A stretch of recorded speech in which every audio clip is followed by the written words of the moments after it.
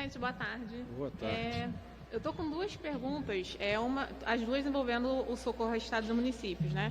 Então, a equipe econômica ela estava sugerindo um valor fixo de transferência, né, para estados e municípios, e o senhor não concorda muito, o senhor quer que isso seja a arrecadação nominal, né, do ano passado.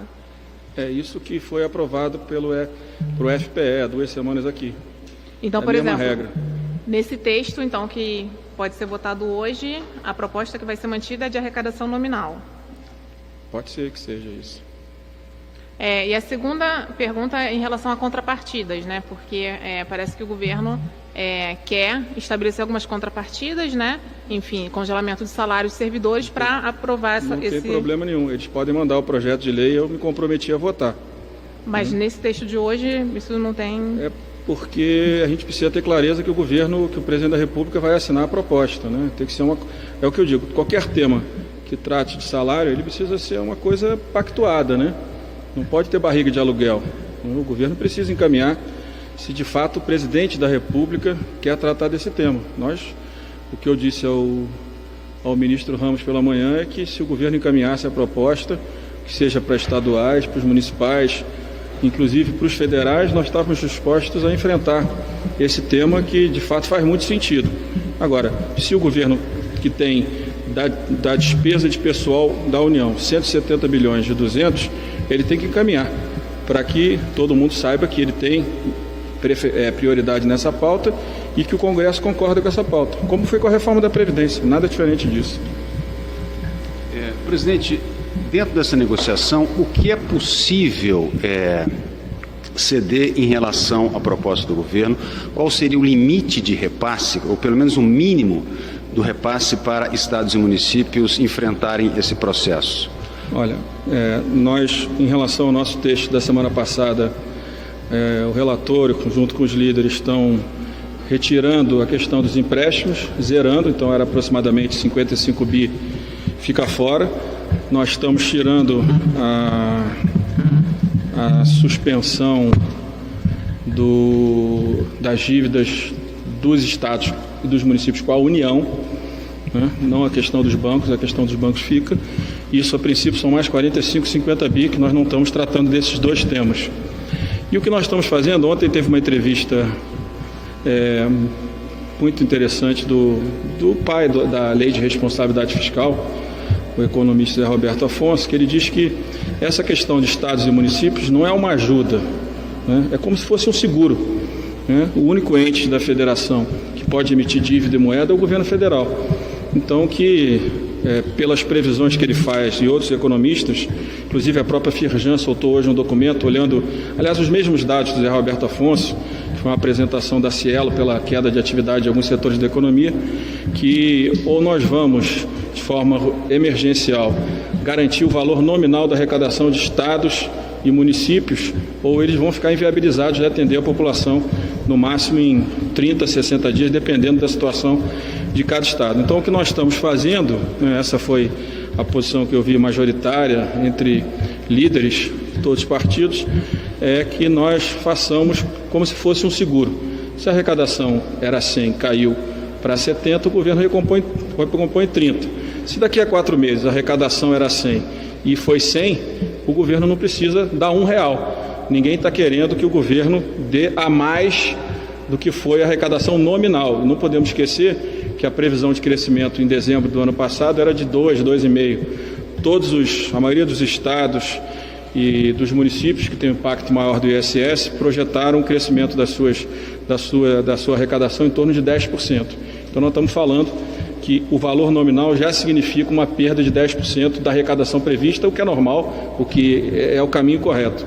Então o que nós estamos propondo é exclusivamente, né, essa foi o diálogo com os líderes e com o relator, a proposta do relator vai ficar limitada à garantia, ao seguro garantia de arrecadação, para que os estados e municípios possam continuar atendendo a população na saúde em outras áreas, né? Tem segurança pública, tem área de assistência social, então a gente precisa, e o único ente que tem condição de fazer isso é o governo federal. Até lembro uma das frases de Roberto, que ele disse, até um estado ir a Washington conseguir recurso do BID, a crise já, né, estrangulou a situação fiscal de todos os entes. Então, basicamente, essa é a nossa proposta, a do relator, simples.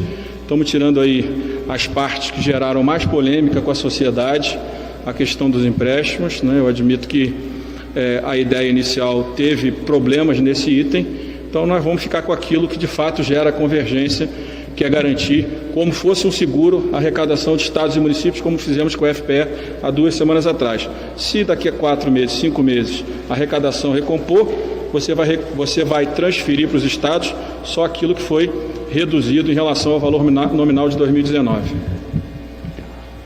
Presidente, em relação ao período desse seguro que o senhor está falando, no texto os senhores vão manter a ideia de que essa recomposição dure por 6 meses? Já tem alguma definição de tempo? 6 meses é um bom prazo, porque o FPE nós fizemos até o final do ano.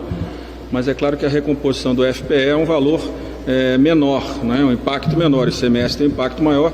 Então nós fizemos exatamente no período, pelo menos essa é a ideia do relator, né? Vamos agora esperar a decisão do plenário, que fique no período exatamente da projeção da crise pelo ministro da Saúde, que vai abril, maio, junho, julho, agosto e setembro começa a cair. E se de fato já estiver caindo, né? Agora um ex-ministro disse que o pior momento é maio. Sendo verdade, nós vamos ter já uma recomposição de arrecadação em julho e a necessidade de transferência vai ser menor. Boa tarde, presidente. Em relação ao Ministério da Economia, parece que o que eles estão querendo propor, pelo que eu entendi, é repassar 30 bilhões de reais, sendo que metade desse valor ficaria diretamente, obrigatoriamente, tendo que ser gasto em saúde e o restante descarimbado, porque daí o gestor vê onde é que pode. E, a princípio, eles não estariam dispostos a recompor ICMS e ISS, dizendo que eles também perderam a arrecadação e não podem se comprometer a ajudar nesse sentido. Perderam a arrecadação e eles podem emitir dívida. Os outros entes não podem.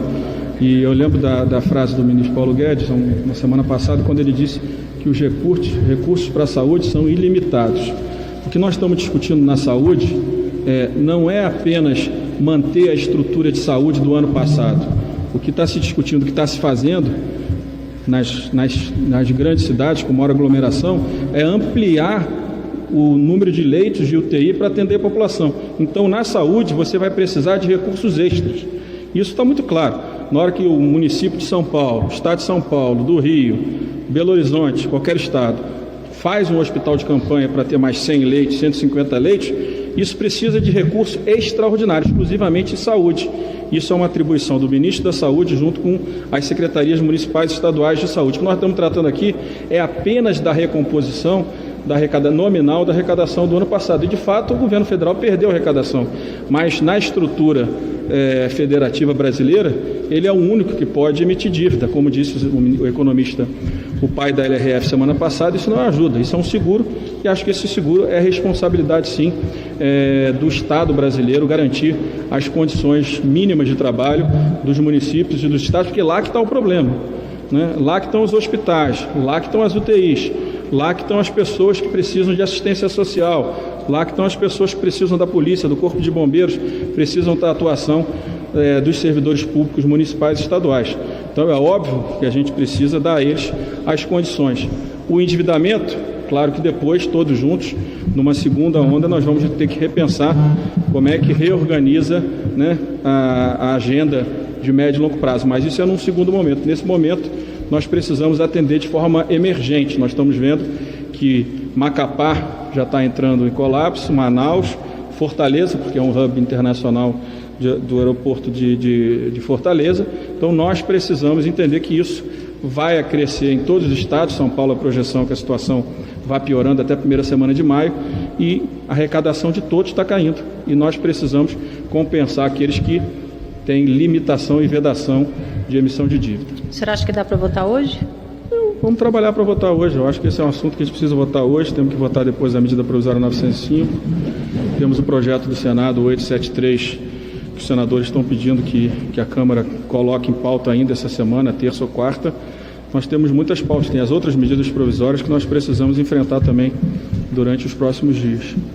Presidente, sobre a suspensão da dívida dos estados. Inicialmente o governo foi contrário à inclusão disso no texto e daí os senhores acabaram aderindo a essa posição, mas nos últimos dias eles entenderam que o Supremo já está concedendo essas decisões favoráveis aos estados e que isso poderia não se limitar a 2020. Então eles começaram a pressionar para que isso fosse mantido no texto. Por que isso não foi mantido se o governo mudou de posição? Porque o governo disse que a nossa proposta que incluía isso era uma proposta de pauta-bomba. Como isso não me incomoda, porque todos sabem qual é a minha agenda, desde que eu assumi a presidência da Câmara, desde que assumi os meus primeiros mandatos de deputado federal, mas se eles consideram que isso é um excesso, nós tiramos o excesso, tiramos os empréstimos e fizemos uma proposta enxuta. Se o governo, de fato, agora entende que é importante uma lei para regulamentar a suspensão das dívidas, o presidente da República pode enviar esse projeto, será votado com toda urgência e brevidade no plenário da Câmara. Acredito que chegando aqui num dia, em 2, 3 dias, o plenário da Câmara vota essa matéria muito rápido, porque ela faz sentido. Agora, nós não podemos ser acusados num dia e depois nós sermos a solução, né? O desrespeito à Câmara foi muito grande.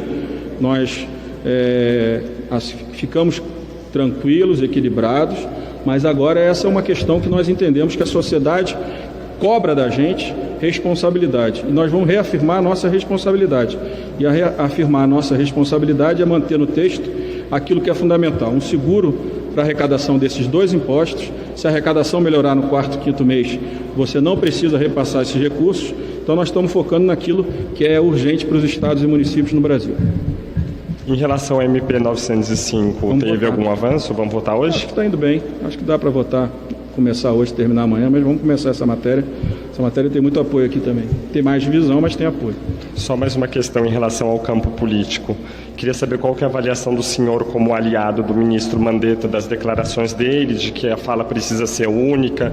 O governo parece que não interpretou muito bem ou não recebeu muito bem as declarações que foram dadas, entenderam como um recado de insatisfação, como ou demite ou se cala. O que o senhor acha? Acho que o ministro Mandetta está sendo coerente e está preocupado com os impactos que a aglomeração de pessoas pode gerar na perda de vidas, né, no colapso do sistema de saúde. Eu acho que o ministro Mandetta ontem foi muito tranquilo, não achei que ele foi agressivo, mas ele, no perguntado, ele tem que responder. É óbvio que quando o ministro da Saúde dá uma orientação e o presidente dá outra orientação, é óbvio que isso gera dúvidas na sociedade brasileira e essas dúvidas, elas precisam acabar. A gente precisa ter um caminho único, né? Qualquer um que seja, e cada um assume a sua responsabilidade sobre as suas decisões.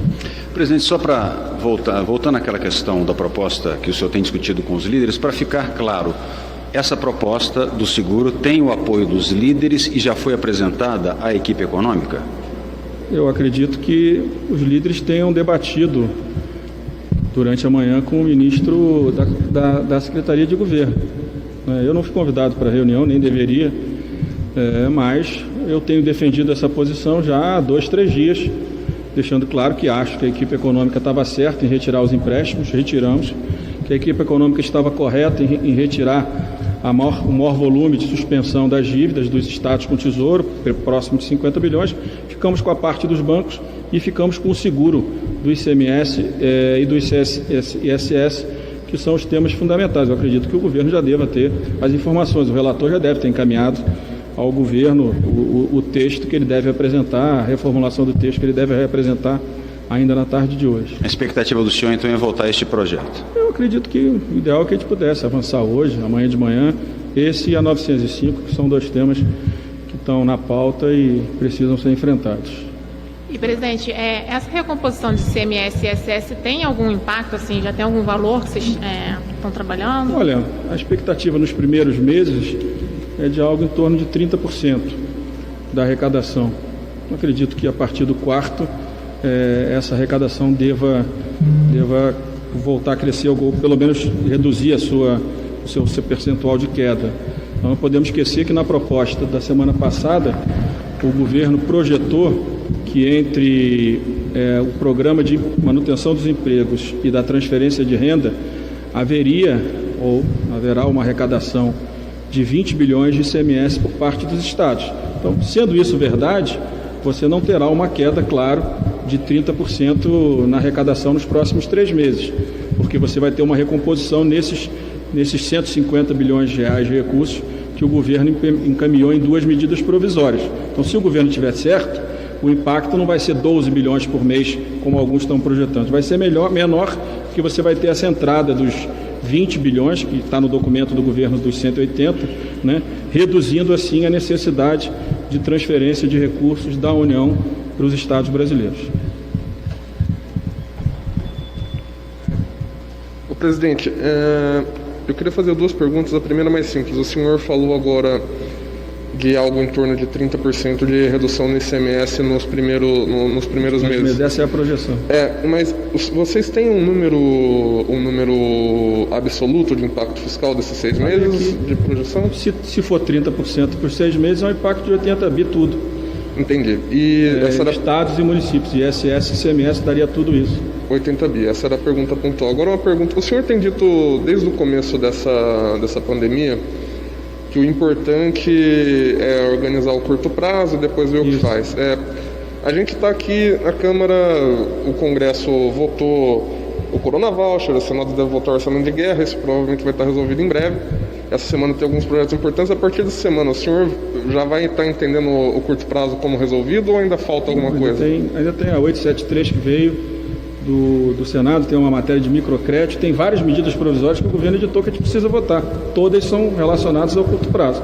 Eu acho que depois de passar todas essas matérias, mais alguns temas que o governo ainda está tratando com alguns setores, capital de giro para grandes empresas de alguns setores que estão numa situação muito ruim. Ainda tem algumas agendas de curto prazo. Eu acho que ainda faltam algumas semanas para a gente poder ter condição de olhar o que vai ser o segundo semestre e como é que todos nós em conjunto vamos ajudar a, quando essa crise mais aguda passar, como é que nós vamos ter uma agenda para retomada mais rápida do crescimento. Isso vai ser fundamental. O senhor não consegue quanto mais o Brasil, quanto mais a economia brasileira crescer no início do ano que vem, menor o custo do aumento do endividamento que nós estamos fazendo com essas medidas todas que o governo e o Congresso estão aprovando, o governo está encaminhando, o Congresso está aprovando.